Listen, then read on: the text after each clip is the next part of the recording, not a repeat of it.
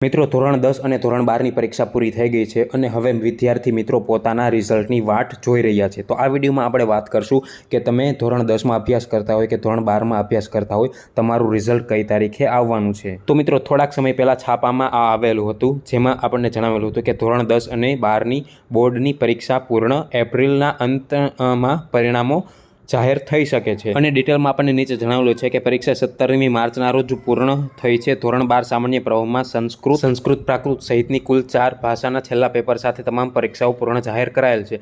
બોર્ડના સૂત્રોના જણાવ્યા મુજબ આ વખતે બોર્ડ પરીક્ષાનું પરિણામ એપ્રિલ અંત સુધીમાં જાહેર થઈ શકે છે। એટલે બોર્ડના સૂત્રો છે કે એપ્રિલના અંત સુધીમાં પરિણામો જાહેર થઈ શકે છે, પરંતુ આ એક અંદાજિત સમય છે, આ કોઈ પાક્કો સમય નથી। જ્યારે પાક્કી તારીખ આવશે ત્યારે હું તમને આ યુટ્યુબ ચેનલમાં જણાવી દઈશ અને હું તમને મારા વોટ્સએપ ગ્રુપમાં પણ જણાવી દઈશ। એટલે તમે મારું વોટ્સએપ ગ્રુપ જોઈન કરી લેજો અને અમારી આ યુટ્યુબ ચેનલ પણ સબસ્ક્રાઈબ કરી લેજો। અને મિત્રો તમને હજી એક વાત જણાવી દઉં કે દર વર્ષે એવું થાય છે કે જ્યારે પરીક્ષા પૂર્ણ થઈ જાય તેના 1 મહિના પછી પરિણામ આવી જાય છે।